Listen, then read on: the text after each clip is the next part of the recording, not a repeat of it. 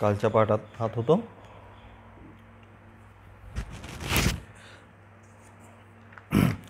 अर्थम अनर्थय भावय नित्यम करून असणार सुख आणि संपत्ती.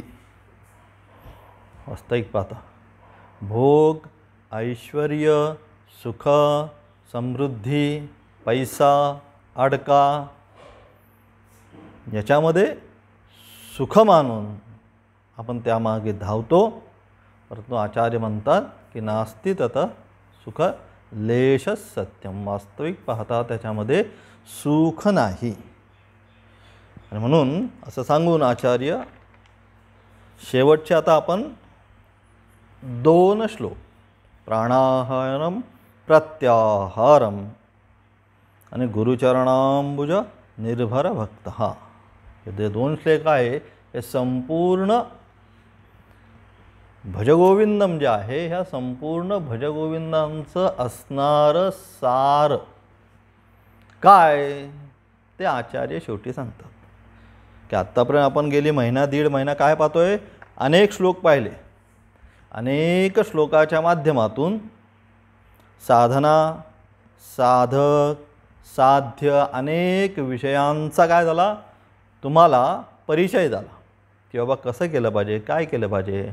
गतानुगतिकः लोका न लोका पारमार्थिकः. की सगळी लोक जे आहे गतानुगतिका तो करतो म्हणून मी करतो. मग आपल्याला काय करायला पाहिजे, तर आपल्याला आपण का करतो हा प्रश्न आपण आपल्या मनाला विचारला पाहिजे. मी पूजा करतो पण का करतो, मी जप करतो का करतो, या सगळ्या ज्या गोष्टी आहे व्रत वैकल्य हे सगळं मी करतो हे का करतो, तर याचं कारण चित्तशुद्धी. याने काय ही जी चित्ताला आणलेली जी मलिनता आहे की ज्या मलिनतेमुळे काय होतंय मला स्वस्वरूपाचा साक्षात्कार किंवा जे निरतिशय जो आनंद आहे तो निरतिशय आनंदाची जी प्राप्ती मला जीवनामध्ये व्हायला पाहिजे ती निरतिशय आनंदाची मला प्राप्ती होत नाही. आनंद जरी प्राप्त झाला तरी काय सुख पाहता जवा एवढे दुःख पर्वता एवढे. तो क्षणिक थोडासा परंतु तेवढ्या आनंदासाठी दुःख किती आहे पर्वता एवढे. मग आपल्याला काय करायचं आता ते बदलायचं आहे. दुःख जबा एवढं झालं पाहिजे आणि आनंद पर्वता एवढा प्राप्त केला पाहिजे. आणि मग जर असा पर्वत स्वरूपाचा आनंद आपल्याला जीवनामध्ये प्राप्त करायचा असेल तर काय केलं पाहिजे, अंतःकरणामध्ये असणारं हे किलमिश जे आलेलं आहे ते दूर केलं पाहिजे. आणि ते दूर करण्यासाठी काय सार संपूर्ण आत्तापर्यंत तुम्ही शिकलात समजा भजगोविंदम, तर संपूर्ण भजगोविंदमचं सार काय, तर सार एवढंच की अंतःकरणाला आलेली मलिनता जर दूर करायची असेल तर गीता उपनिषद असो, गंगाजल लवकनिका पिता असो, सकृते पियेन मुरारी समर्चा असो, या सगळ्या ज्या काही साधना आहेत या सगळ्या साधना कशासाठी मी करतोय हे मला कळलं पाहिजे. आणि हे मला वाटतं बऱ्यापैकी या सगळ्या मागच्या 1.5 ते 2 महिन्याच्या कालावधीमध्ये या सगळ्या साधना कशा करायच्या, या का करतो हे तुम्हाला बऱ्यापैकी आता कळलं असेल. आणि म्हणून अशा प्रकारे ह्या संपूर्ण साधनेचा असणारा सार किंवा संपूर्ण भजगोविंदम जे स्तोत्र की ज्याच्यामध्ये काय सांगितलं वास्तविक संसाराचं यथार्थ दर्शन की संसार आपण जो म्हणतो तो संसार म्हणजे काय हे आचार्यांनी पहिल्या श्लोकापासून सांगितलं. पुनरपि जननम पुनरपि मरणम पुनरपि जननी जठरे शयनम. हाच संसार, दुसरा काहीही संसार नाही. जन्माला यायचं मरायचं, जन्माला यायचं मरायचं. मग या संसारातून मग आम्हाला पार करायचं असेल तर काय केलं पाहिजे, मग या संसारातून जर तुला पार व्हायचं असेल तर त्याच्यामध्ये तुला एकच उपाय आचार्य सांगतात, भजगोविंदम. त्या परमेश्वराला जीवनामध्ये काय कर, अनन्य भावाने शरण जा, त्याचं भजन कर. त्याच्या अनुषंगाने मग नवविधा भक्ती आपण पाहिली मागे की कुठल्या कुठल्या द्वारे जे जे कर्म आपण पत्रम पुष्पम फलम तोयम यो मे भक्त्या प्रयच्छति काही असो, पत्र पुष्प फल तोय, जो काय करायचं आहे आपल्याला, ते काही जे आहे ते सगळं भगवंताला भक्त्या प्रयच्छती, भक्तियुक्त अंतःकरणाने. म्हणजेच काय भक्तियुक्त, भक्ती म्हणजे काय, त्या भक्तीमध्ये कुठल्याही प्रकारचं अंतःकरणामध्ये किल्मिष न ठेवता अनन्य भावाने त्या भगवंताला ती वस्तू समर्पित करणे म्हणजे भक्ती. मग अशा भक्तीने काय होणार आहे, अशा भक्तीने पुन्हा जसं सांगितलं चित्ताची शुद्धी. आणि अशा प्रकारे असणारं संपूर्ण संसाराचं काय असणारं सार, काल तर पाहिलं, पुत्रादपि धनभाजां भीती. आपली जी मुलं आपण म्हणतो त्या मुलांपासून सुद्धा काय त्याला भीतीच आहे. भार्या बिभ्यती तस्मिन् काये, की जिला मी आपलं आपलं म्हणतो, ज्यावर आयुष्य मी काढलं, ती सुद्धा काय होते, ज्यावेळेस गतवती वायो देहा पाय, की हा वायू देहातून निघून जाईल, तर हे सगळे जे आहेत ते सगळेच्या सगळे काय करतील, मला या देहाला काय करतील, घाबरतील. आणि म्हणून अशा प्रकारे असणारा या संसाराचं काय मिथ्यात्व, संसाराचं असणारं असार तत्व आचार्य या श्लोकाच्या माध्यमातून आपल्यापुढे मांडण्याचा प्रयत्न करतात, की जेणेकरून सर्व साधकांना संसाराचं असणारं यथार्थ दर्शन, की हाच संसार आहे. आता मला मग असा जो संसार असेल तर त्या संसारासाठी आता मला किती वेळ दिला पाहिजे,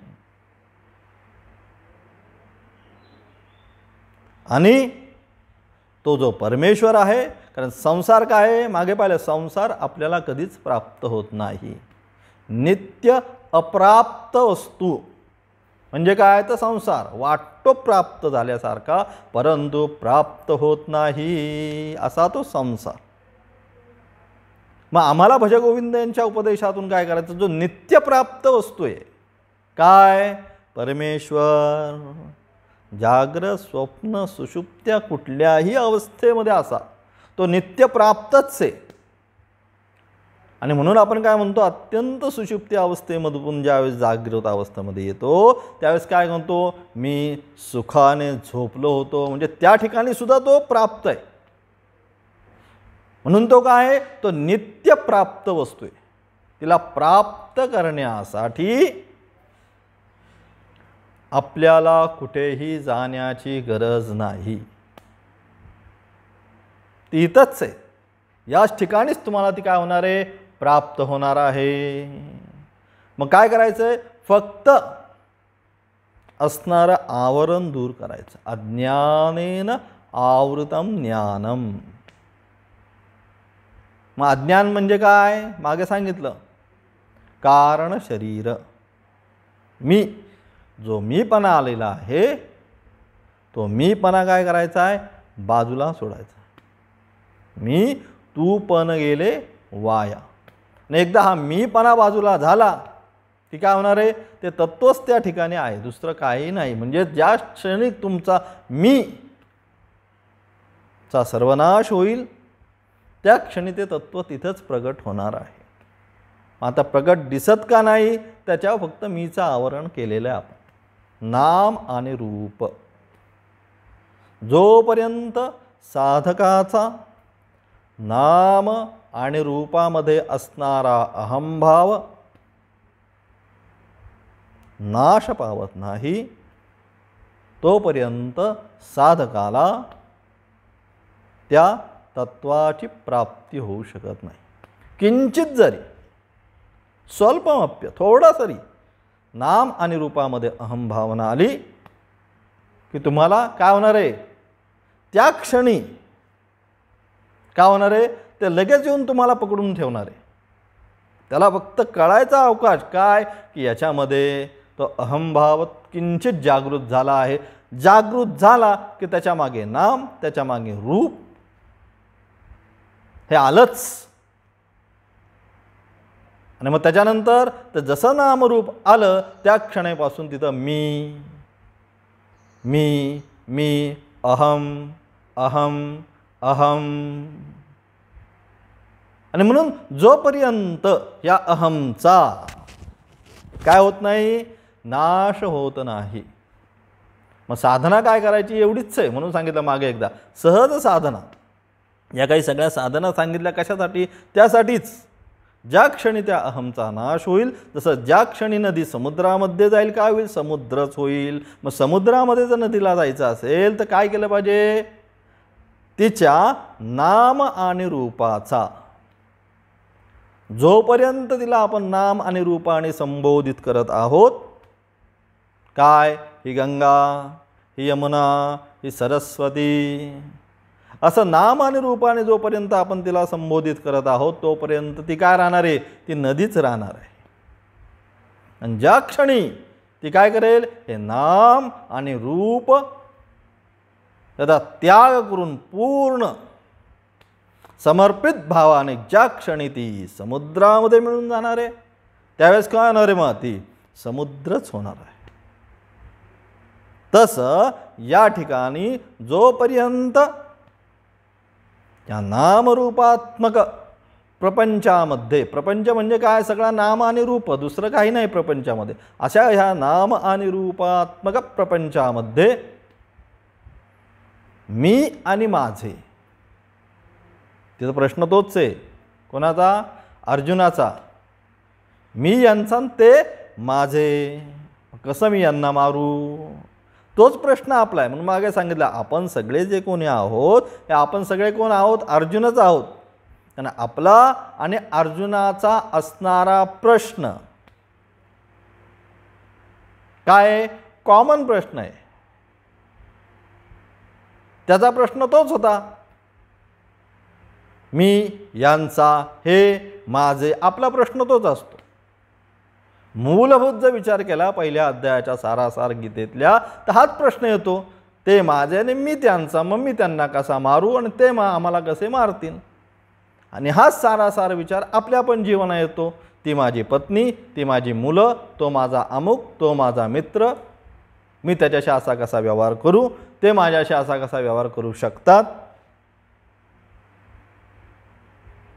आणि म्हणून भगवंताने तिचं उत्तर त्याला दिलं, अशोचानन व शोचस्तम वगैरे करून. पुढच्या श्लोकामध्ये, दुसऱ्या अध्यायामध्ये 11वा श्लोक उपदेशाचा श्लोक भगवंताने, अशोचानन व शोचस्तम प्रज्ञावादांश्च वाशसे गतासु न गतासूंश्च न अनुशोचन्ति पंडिताः. ते पंडित असतात, वास्तविक ज्ञानी असतात. अलग लक्षात स्वतःला पंडित म्हणून घेतो.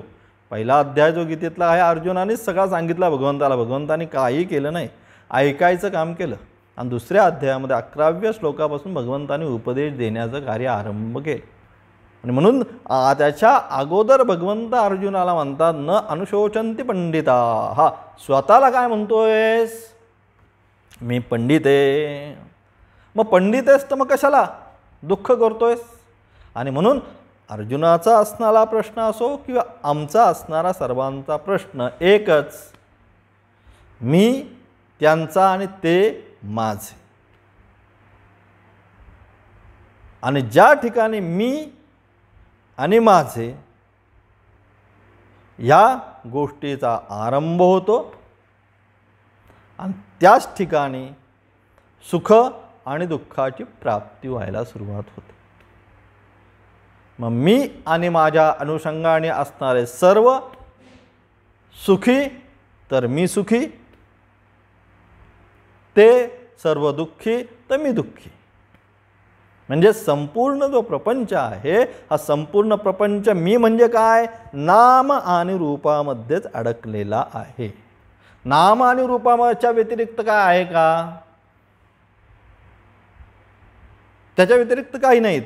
तो असा, त्याचं हे नाम, त्याचं हे रूप, तो तसा, त्याचं ते नाम, त्याचं ते रूप. याच्यातच आपण सगळे काय आहे, संपूर्ण प्रपंच याच्यातच अडकलेला आहे. आणि त्या नाम आणि रूपाच्या अनुषंगाने आपण सर्वजण काय करतो आहे, सुख आणि दुःख या दोन गोष्टी सातत्याने काय करतोय, अनुभवतोय. कधी सुखात जातोय, कधी दुःखात येतोय, कधी सुख दुःख. आणि असं सुख दुःख करत करत करत आपल्या संपूर्ण टर्म भगवंतांनी आपल्याला दिलेली, बरोबर ना, एक्सपायरी डेट दिली आपल्याला जेव्हा शरीर दिलं त्यावेळेसच, 50, 60, 70, 80 का असेल तेवढं वर्ष जगशील, हे संपूर्ण जी आपली शरीराला दिलेली टर्म आपण त्याच्यामध्येच अडकतो आणि काय करतो, वाया घालवतो. चान्स आहे ना किती, 84 लक्ष, बरोबर ना. एवढं सगळं फिरून आल्यानंतर आपण म्हणतो एकदा मनुष्य जन्म आपल्याला प्राप्त होतो. आणि ती एकदा हुकली की काय होतंय, मग आचार्य म्हणतात पुनरपि जननम. महाराज तर इतकं सुंदर ते म्हणतात की खरं जो शास्त्र शिकलाय त्याला ते शब्दांचे अर्थ कळते. किती वेळा जन्मा यावे नित्य व्हावे फजित म्हणतात, की किती म्हणजे काय लेवलनी, म्हणजे इतकं ते भाषा हे आहे की आपण काय करतोय, फजिती करून घेतोय. आपण जन्माला यायचं म्हणजे काय करतोय, जन्माला यायचं म्हणजे महाराज म्हणतात आम्हीच आमच्या हाताने आमची फजिती करून घेतो. मग फजिती का करून घेतोय, तर आम्ही या नामरूपामध्ये अडकतोय आणि काय करतोय, सुख दुःख भोगत बसतोय. म्हणून काय करायचं आहे, हे संपूर्ण शास्त्राचं सार काय, तर नाम आणि रूपाचा त्याग. जोपर्यंत होत नाही तोपर्यंत स्वस्वरूपाचा, अलग म्हणून ते स्वस्वरूप सांगितलं, परस्वरूप नाही सांगितलं तिथं. स्वस्वरूपाचा म्हणजे तुझ्या स्वरूपाचा, स्व म्हणजे प्रत्यक्ष जे आहे ते स्व, त्या स्वच्या स्वरूपाचा सांगितलं. साक्षात्कार होऊ शकत नाही. म्हणून स्वस्वरूपाचा जर साक्षात्कार जीवनामध्ये साधकाला करून घ्यायचा असेल तर साधकाने काय केलं पाहिजे, हे नामरूपामध्ये असणारी आसक्ती, हा मी कमी केला पाहिजे, या मीचा नाश केला पाहिजे. म्हणून ज्याचा, म्हणून मागे सारखं मी सातत्याने सांगत आलो, जेवढा आपला मी मोठा तेवढी तुमची दुःख मोठी. मी म्हणजे अहंकार, अलग लक्षात. सर्वसामान्य म्हणजे तत्त्वज्ञान फार मोठं गेलं, परंतु सर्वसामान्य तुमच्या लौकिक व्यवहारात किंवा व्यावहारिक जीवनामध्ये सुद्धा तुम्ही तुमचा मी जेवढा छोटा करायचा प्रयत्न कराल. आपण म्हणतो ना, कोणाची फार जास्त झाली भांडणं घासाघास, तर आपण काय म्हणतो, अरे बा थोडंसं नमतं घे ना. थोडंसं नमतं घे म्हणजे काय, की थोडंसं तुझ्यातला मी थोडासा कमी कर, घे थोडी कमीपणाची भूमिका. त्याने जर प्रश्न सुटणार असेल तर थोडासा कमीपणा जर घेऊन सांसारिक प्रश्न जर आपले सुटतील असतील तर त्याचा पूर्ण जर नाश केला तर या संसाराचा कायमचाच प्रश्न सोडणार येतो. आणि म्हणून याकरता साधना करायची. साधना आता कळलं का, साध्य काय आहे, साध्य आपलं स्वस्वरूपाचा साक्षात्कार किंवा स्वस्वरूपाची असणारी जी प्राप्ती आहे ती मला जीवनामध्ये करायची आहे. आणि ते माझं साध्य आहे, जे पहिल्या पाठाला आपण पाहिलं, साधक, साधना आणि साध्य, या 3 गोष्टी आपण पहिल्या पाठाला पाठवतो. म्हणून साधक कोण, आपण सगळे साधक. नित्यानित्य वस्तू विवेक ज्यांच्यामध्ये प्राप्त झालेला आहे वगैरे, सगळ्यांना वास्तविक संसार कळला आहे, या सगळ्या साधकांचं साध्य काय आहे, मग साध्य माझं स्वस्वरूपाची प्राप्ती, हे माझं साध्य आहे. आणि ते साध्य प्राप्त करण्यासाठी मी आता ही सगळी यम नियम आसन अथवा अमानित्व अदंभित्व अहिंसा, ही सगळी जी काही साधना आहे, दैवी गुणसंपत्ती जी प्राप्त करण्याचा प्रयत्न करतोय, ते कशासाठी, तर ते माझं साध्य जे आहे त्या साध्यापर्यंत जर का मला पोहोचायचं असेल तर ही सगळी साधना, याच्यासाठी साधना. अलग लक्षात तुमच्या की का आपण हे सगळं करायचं, हे करण्याचा मागचा मूलभूत उद्देश तोच की जीवाला त्याचं शिवस्वरूप,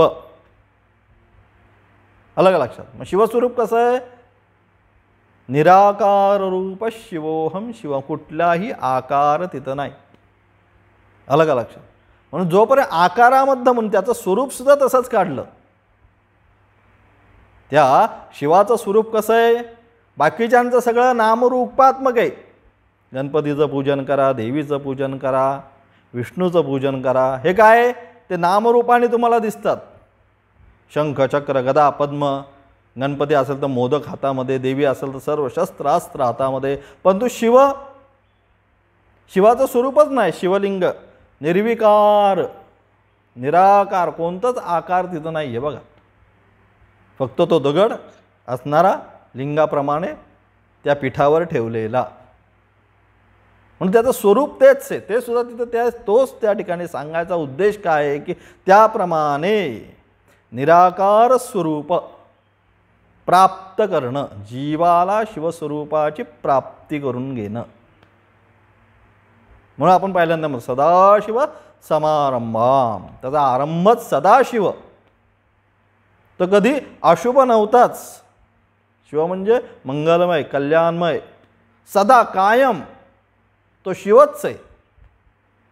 म्हणजे काय? तो कधीच या नामरूपामध्ये आलाच नाही, म्हणून तो सदाशिव. आणि त्यांनी काय केलं? या परंपरेचा असणारा आरंभ, की जी परंपरा काय करते?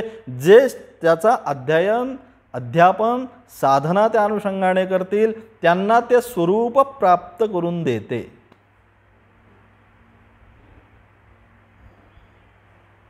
आणि म्हणून अशा प्रकारे तो संपूर्ण विषय वास्तविक संसार काय हा सगळा आपल्या सगळ्यांना साधकांना कळावा म्हणून या प्रकरण ग्रंथाच्या माध्यमातून आचार्य आपल्याला त्या संसाराचं यथार्थ वर्णन करतात की हा संसार आहे, आता कळून घ्या.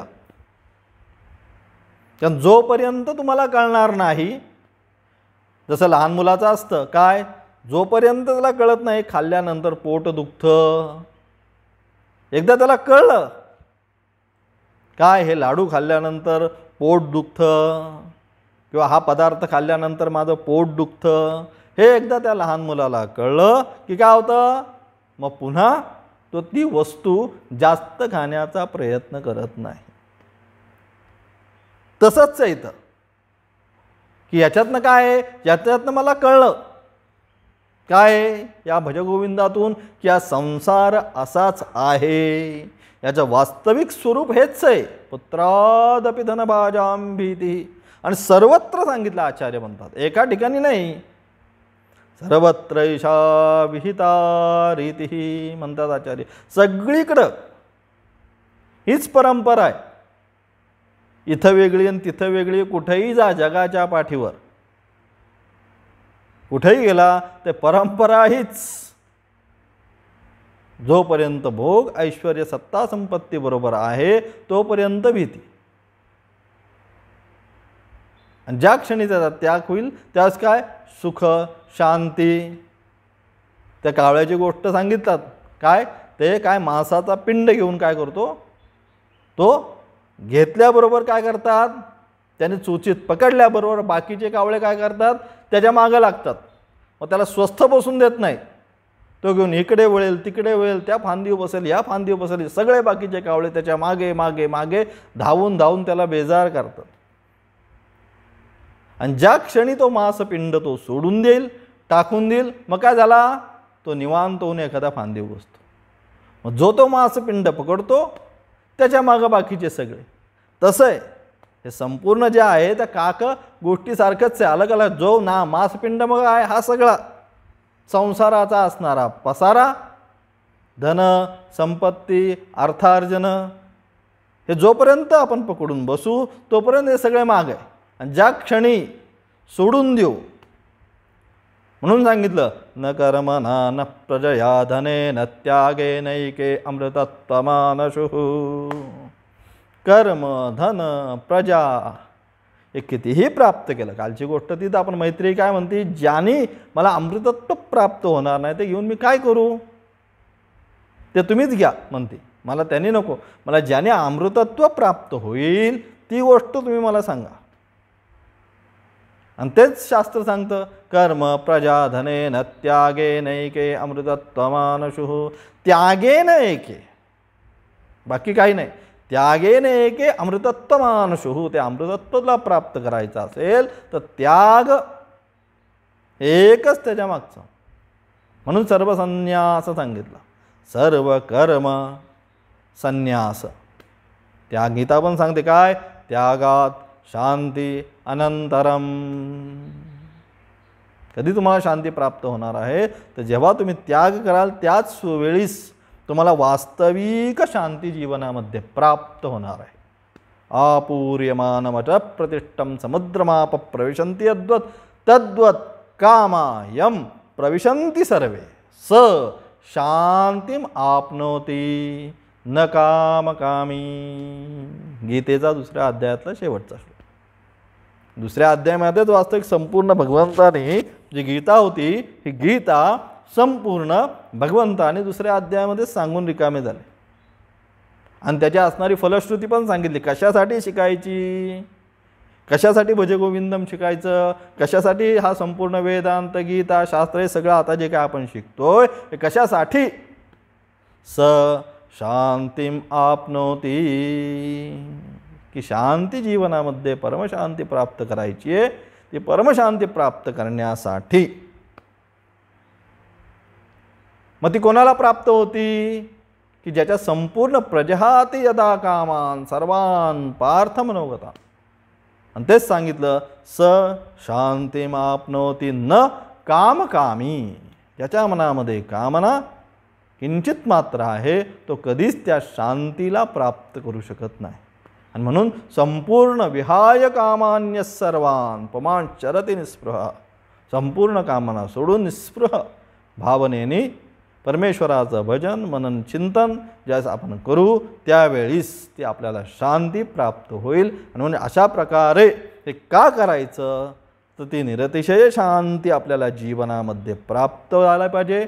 निरतिशयतेनंतर हळूहळू, परंतु आपण साधक ज्यावेळेस जीवन जगत असतो त्यावेळेस सुद्धा प्रत्येक कर्मामध्ये आपल्याला त्या शांतीचा अनुभव आला पाहिजे. आणि मग त्या कर्मामध्ये प्रत्येक त्या शांतीचा म्हणजे व्यावहारिक सांगतोय, पारमार्थिक शांती थोडी लांब आहे, पण कर्मामध्ये जर शांती जर आपल्याला प्राप्त करायची असेल तर काय केलं पाहिजे. पण ते कर्मामध्ये असणारी वसवस, थोडक्यात मराठीमध्ये अगदी शुद्ध सांगायचं तर वसवस, काय काय लोकांना फार वसवस करायची सवय असते.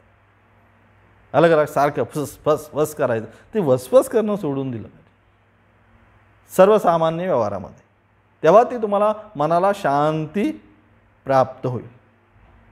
कारण काय सांगितलं, योग कर्मसु कौशल्यम. कर्मामध्ये कुशलता हा सुद्धा योगच आहे. योग म्हणजे हा सांगितलेला नाही, प्राणायाम प्रत्याहार आता आहेच, परंतु त्याच्याबरोबर अनेक योगाच्या व्याख्या शास्त्राने केल्या.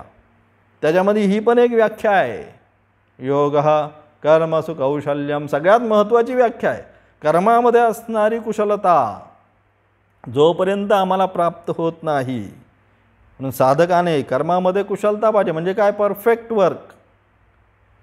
कुठलं त्याच्यामध्ये दोष वगैरे काही राहतं का, म्हणे एकदा दिलं ना परफेक्टच करणार. आपण म्हणतो त्याचा स्वभावच तसा आहे. त्याला एकदा सांगितलं ना तो व्यवस्थितच करणार.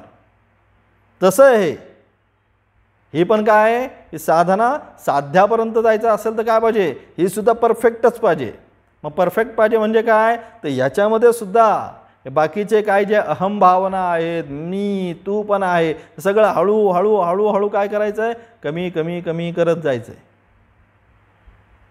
म्हणजे काय होणार आहे, ती आपली साधना काय होणार आहे, परफेक्ट व्हायला सुरुवात होणार आहे.